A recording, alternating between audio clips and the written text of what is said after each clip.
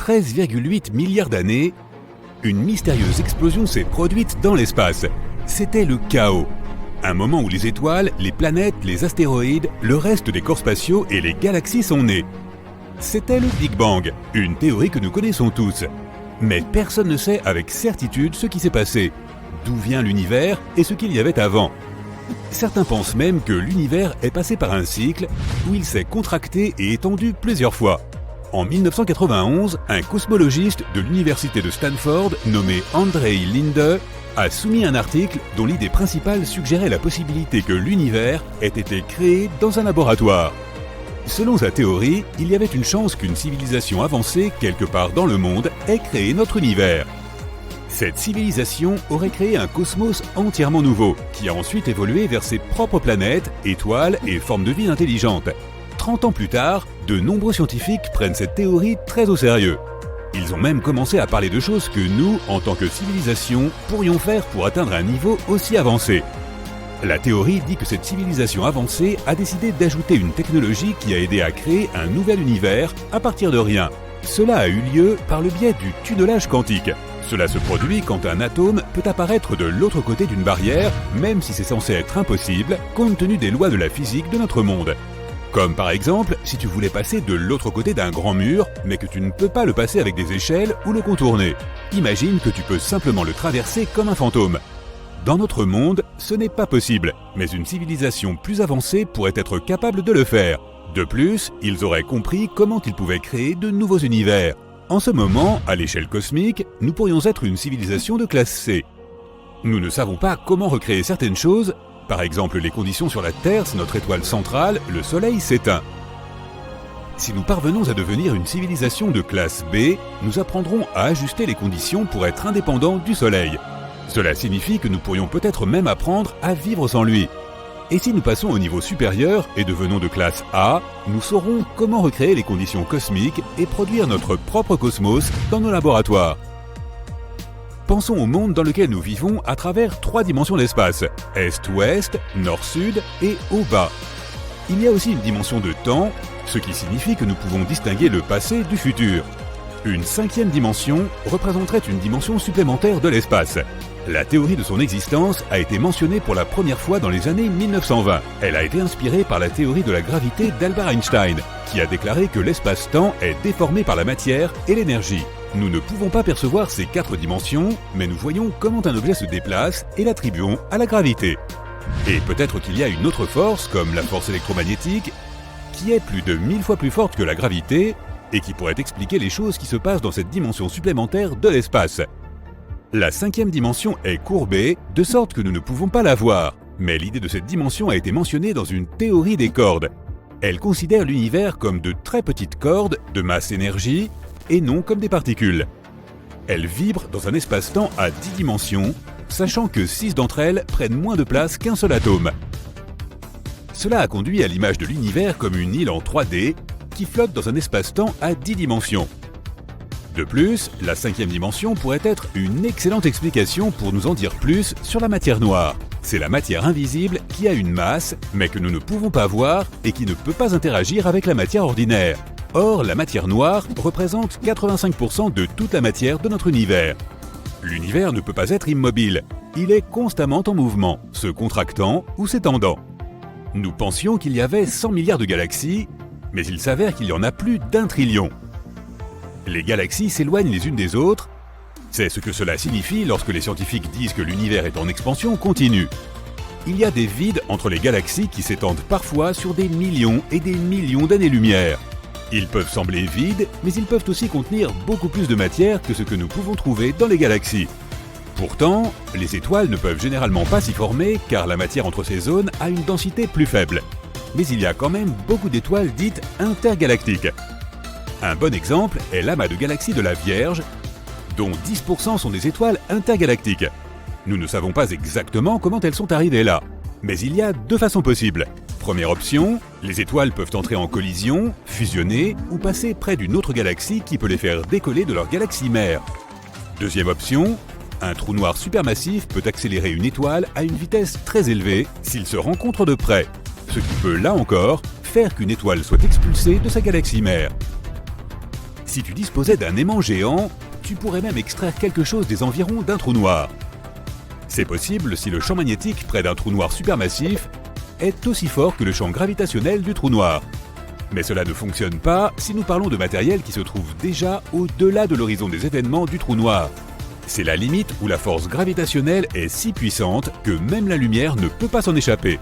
Il faudrait que tu accélères ce matériau au moins à la vitesse de la lumière pour qu'il puisse s'échapper.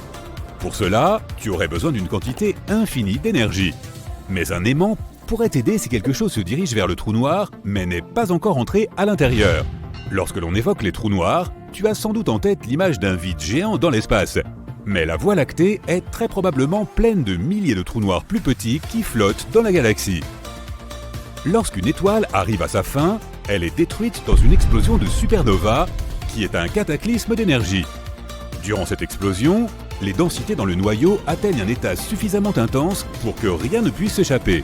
Au même moment, la majeure partie de l'étoile explose vers l'extérieur, mais une partie s'effondre vers l'intérieur, créant un trou noir. Plus l'étoile est grosse, plus le trou est gros.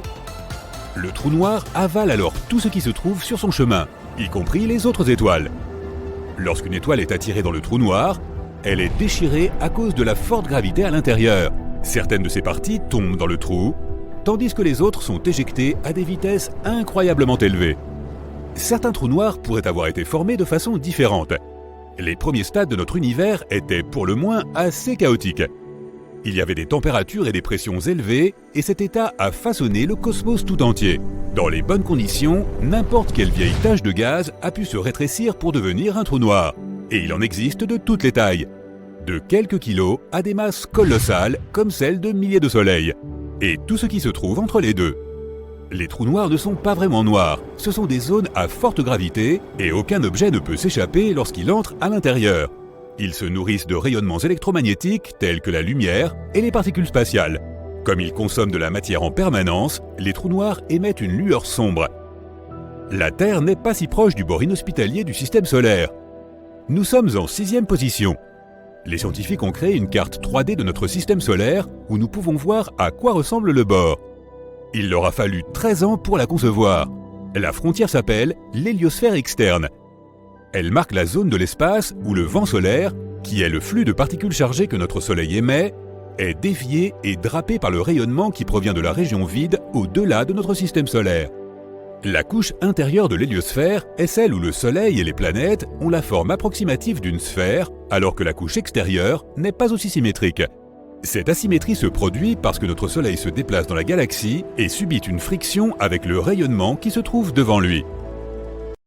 Des trous noirs qui déchirent d'énormes étoiles, des pulsars qui tournent à des vitesses incroyables et émettent de puissants faisceaux d'énergie, des nébuleuses colorées qui créent des feux d'artifice d'étoiles naissantes, des galaxies de toutes les couleurs et de toutes les tailles possibles. Oui, tout cela se trouve dans notre univers, mais il n'est pas infini, il a une limite. Un mur au sens propre, et au-delà, il y a le néant absolu. Alors embarquons pour un voyage vers ce mur. Mais commençons par le commencement. Notre univers est comme une énorme poupée russe. Si tu l'ouvres, tu en trouveras une plus petite à l'intérieur. C'est une galaxie. À l'intérieur de celle-ci se trouve encore une poupée plus petite. C'est notre système solaire.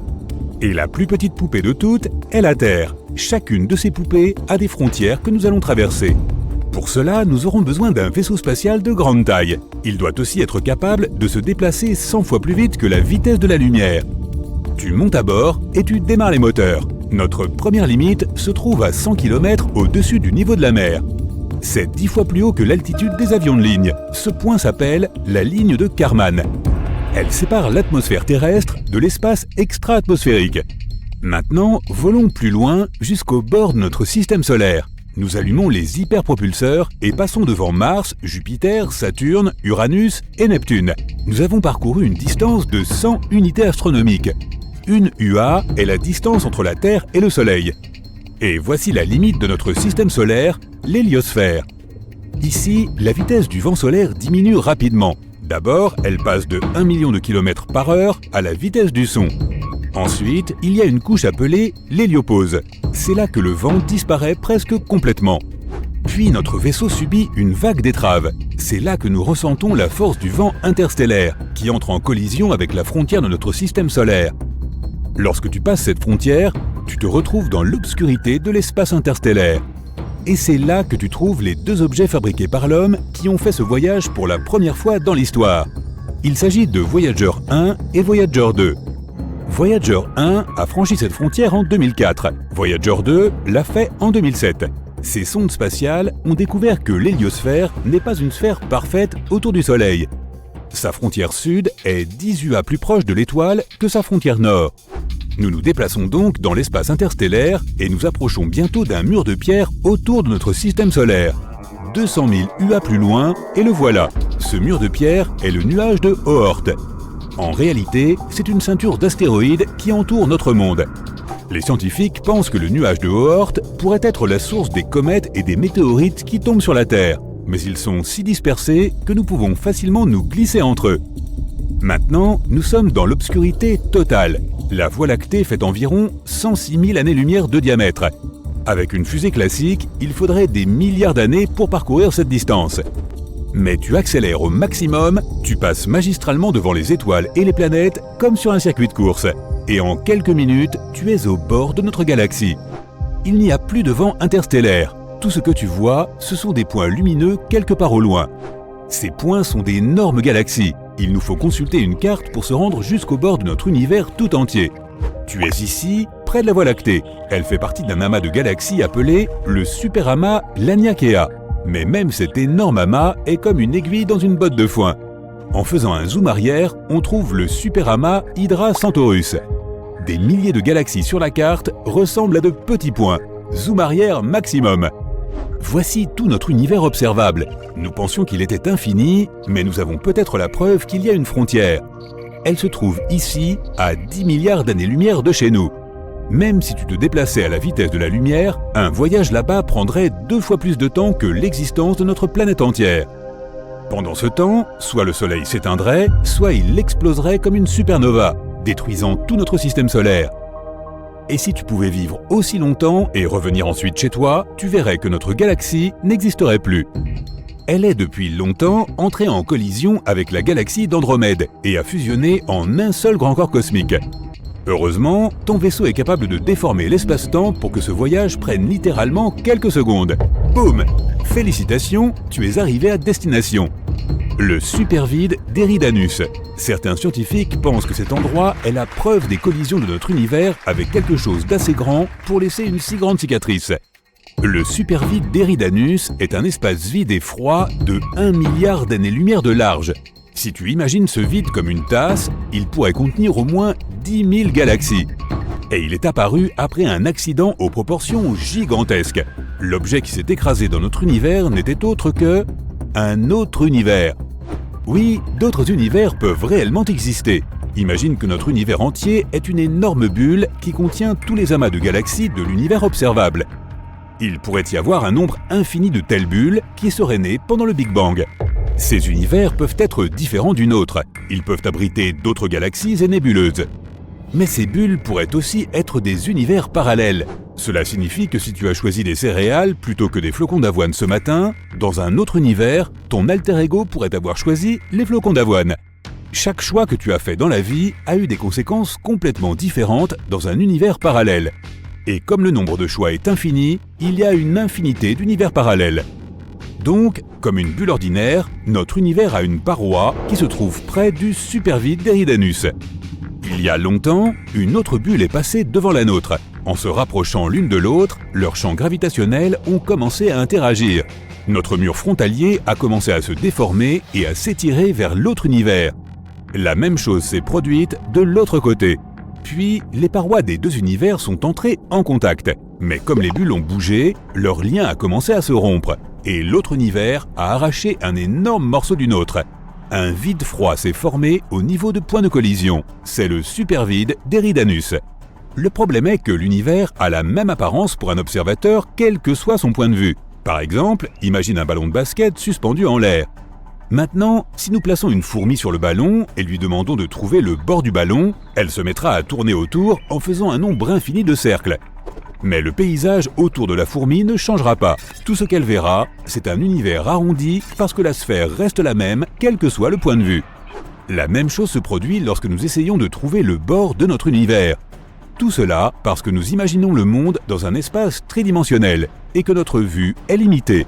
Par exemple, tu vois un carré ordinaire dans un espace bidimensionnel, mais si tu ajoutes de la profondeur et que tu changes le point de vue, voilà, c'est un cube. Si nous pouvions voir l'univers dans un espace à 4 dimensions, un carré pourrait être quelque chose de complètement différent. Mais peut-être pourrions-nous quitter notre bulle d'adoption.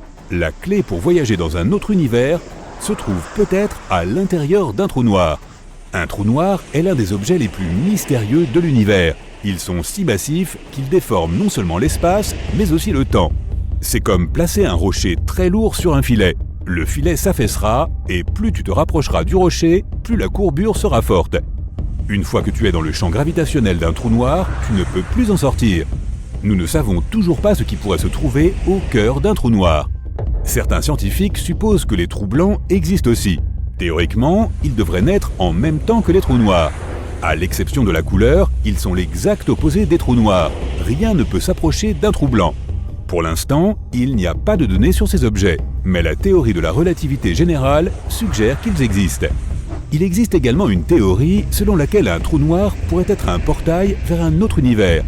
Lorsque tu entres dans un trou noir, tu peux ressortir de l'autre côté par l'horizon des événements du trou blanc. Tu contournes donc la frontière des univers et tu te retrouves dans un monde complètement différent. Mais nous avons peut-être la preuve qu'un trou blanc existe. En 2006, les scientifiques ont découvert une explosion d'énergie inhabituelle à 1,6 milliard d'années-lumière de la Terre. Ce sursaut était unique. Il ne ressemblait pas à une explosion de supernova ou même à la fusion de 2 trous noirs. Certains astronomes pensent que c'était la naissance d'un trou blanc, mais comme il était instable, il a été détruit presque immédiatement. Ce processus n'était pas sans rappeler la naissance de notre univers tout entier, le Big Bang. Les scientifiques l'ont donc appelé le Little Bang.